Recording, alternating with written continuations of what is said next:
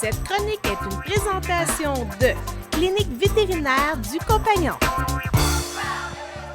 Bonjour, aujourd'hui je vous présente Dr Valérie Dextraz. Donc Dr Dextraz fait partie de l'équipe depuis 11 ans. Aujourd'hui, elle va aborder le sujet des allergies. Les problèmes de peau sont des problèmes très fréquents chez nos animaux domestiques. Ils sont souvent causés par des allergies. La plupart des gens, lorsqu'ils me consultent, amènent leur chien ou leur chat parce qu'ils ont vu de la rougeur, une perte de poils, une mauvaise odeur, soit au niveau de la peau elle-même ou des oreilles, aussi du mordillage, des démangeaisons. Chez le chat, on peut avoir aussi une perte de poils symétrique au niveau du ventre et des pattes. Lorsque moi, je vois les animaux, je vois aussi certaines autres choses plus spécifiques, comme assez souvent, oui, de la rougeur au niveau de la peau, mais aussi un épaississement et une coloration au niveau de la peau, plusieurs boutons, des fois des collerettes épidermiques, donc des signes d'infection de peau. Au niveau des oreilles, je peux sentir la mauvaise odeur, mais aussi constater qu'il y a des sécrétions ou des écoulements.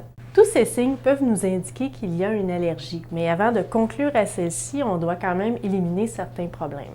On doit éliminer les parasites en faisant des grattages, on doit éliminer les infections en faisant des cytologies. Il faut aussi traiter ces problèmes de parasites ou d'infections avant d'en venir qu'à conclure que les démangeaisons et les problèmes seraient possiblement causés par une allergie. Lorsqu'on en conclut que le problème est réellement une allergie, on doit premièrement essayer de distinguer allergies alimentaires des allergies environnementales. Pour ce faire, la première chose à faire, c'est d'utiliser une diète formulée pour tester pour des allergies alimentaires et la faire manger à notre animal de façon exclusive durant 8 à 12 semaines.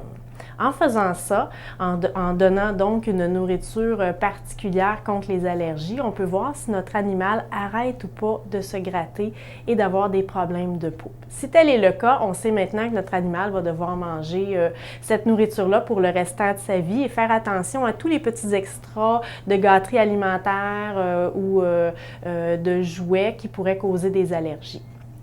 Lorsque malheureusement les nourritures n'ont pas eu l'effet escompté d'arrêter les démangeaisons, on peut en conclure que notre animal a des allergies environnementales.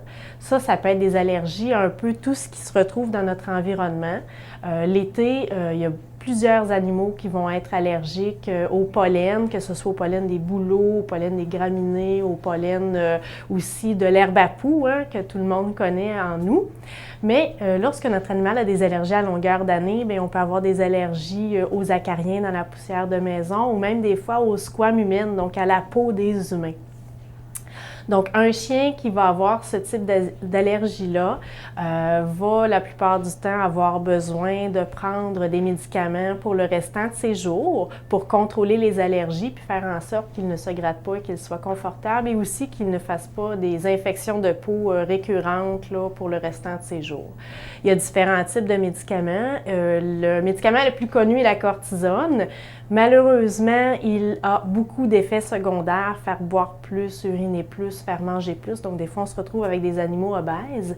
C'est pourquoi, de plus en plus, on essaye d'envoyer les gens et leurs animaux vers des alternatives. Certains médicaments immunomodulateurs, comme la cyclosporine, ou encore certains autres médicaments qui vont agir au niveau de certaines protéines de l'inflammation et qui vont avoir beaucoup moins d'effets secondaires à long terme, donc l'animal va rester en meilleure santé. Une petite dernière chose qui peut être tentée, c'est aussi les tests d'allergie intradermique.